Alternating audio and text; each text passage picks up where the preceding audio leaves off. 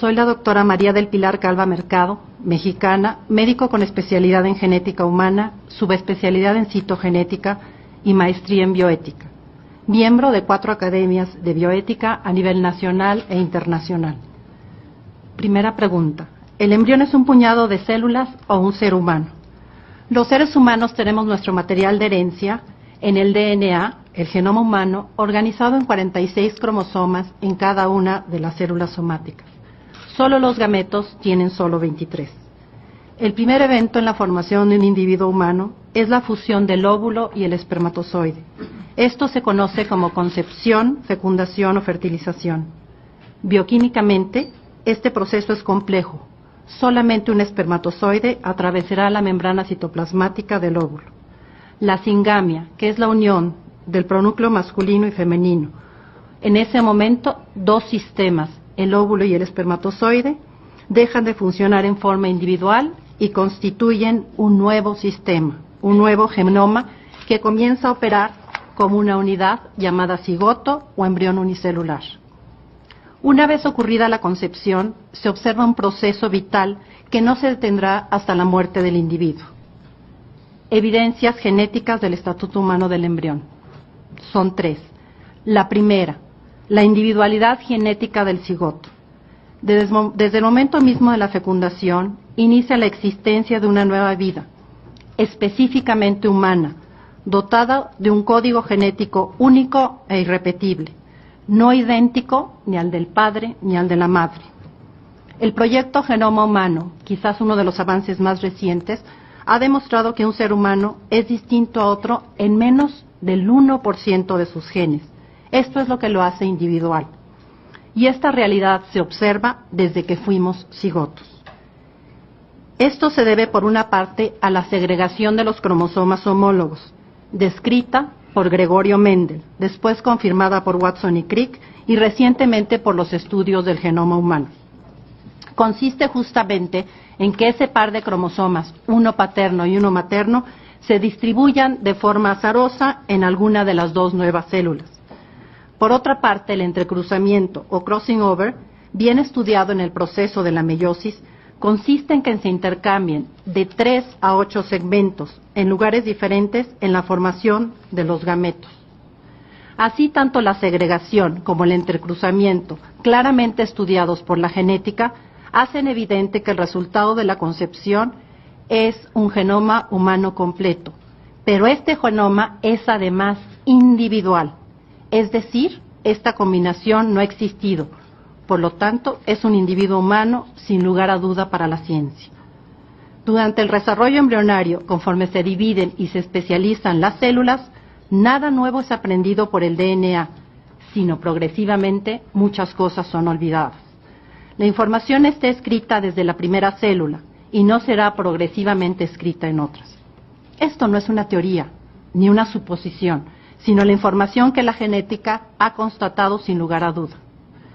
Algunos científicos, tristemente, no presentan la realidad completa y solo dicen que en el momento de la concepción se completa el genoma humano, lo cual los lleva erróneamente a deducir que el cigoto es igual a cualquier célula del cuerpo.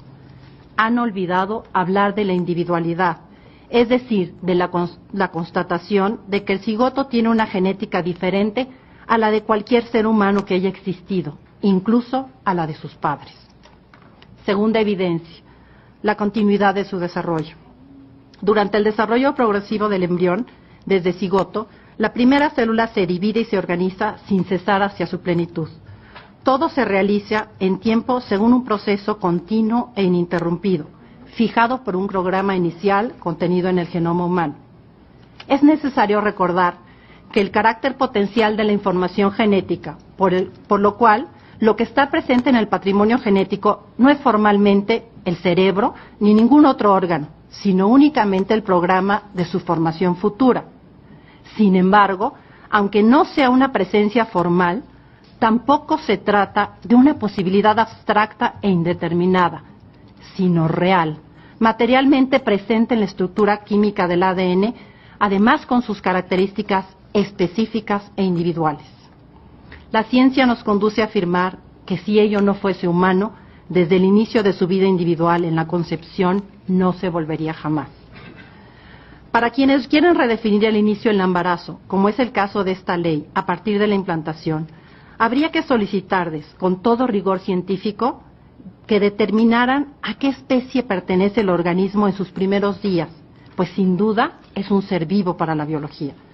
Además, tendrían que poder explicar cómo sucede el proceso de cambio de una especie en otra, que se conoce como evolución, en escasos 14 días, cuando la evolución, sabemos, ha tardado millones de años. Es en el terreno de las creencias, no de la ciencia, pretender afirmar que la vida inicia en la implantación. Otro engaño utilizado frecuentemente es reducir a un ser humano a la manifestación de una de sus características, la capacidad de razonar y sentir. El ser humano, desde su concepción, tiene inscrito en su genoma la capacidad de pensar, razonar y sentir. Solo hay que permitir que se desarrolle para que lo pueda expresar. Pero si nace sin esta capacidad, como las personas con discapacidad mental, o la pierde, no afirmaríamos que no es un ser humano. Por ejemplo, un perro antes del nacimiento, si tiene un problema en sus cuerdas vocales y no ladra, no podríamos afirmar que puesto no ladra no es perro. Más bien, si ladra, puedo afirmar que es perro. Pero si no lo hace simplemente porque está dormido, no puedo decir que no lo sea. Es al revés, puesto que es perro, podrá ladrar. Tercera, la autonomía de la vida prenatal. El embrión, y solamente él, es quien con un mensaje químico estimula el funcionamiento del cuerpo lúteo del ovario y suspende el ciclo menstrual de la madre. Esto sucede en un minúsculo embrión que al 6º o 7º día de vida, es decir, después de su concepción, mide 1.5 milímetros de largo y ya está en condiciones de decidir su propio destino. El proceso de formación del embrión es autónomo, no obstante la íntima relación que se instaura con el cuerpo de la madre. En el periodo que precede la implantación, cuando el embrión parece más precario y débil, su autonomía es paradójicamente mayor, como lo demuestran las técnicas de fecundación in vitro. Decir que una mujer tiene derecho sobre su cuerpo es una inexactitud y una irrealidad científica, pues un embrión desde el momento de la concepción no es parte del cuerpo de la madre. Las células de la madre y del embrión son diferentes en su genética y en su inmunología. El principio de la duda. A pesar de las evidencias científicas, todavía existen científicos que dicen que hasta las 12 semanas es una masa de células. Entonces nos encontraríamos ante dos posibilidades. Ante la duda, tratar a una masa de células como un ser humano o a un ser humano como una masa de células. Por supuesto, tendría que ser lo primero. Otra cuestión que me preocupa es poner a su consideración la redefinición del embarazo, que ya se ha contemplado en diversas leyes, como ha sido mencionado. En medicina se considera que la vida inicia en el momento de la concepción, y en ese momento se habla de un embarazo presuntivo. La redefinición del embarazo, peligrosamente, abre la puerta a nuevas amenazas, la manipulación y la utilización de los embriones sobrantes, la clonación, la obtención de células madre embrionarias e incluso la venta de embriones humanos, ya que todos estos procesos se dan antes de la implantación. Entonces, el embrión es cosificado.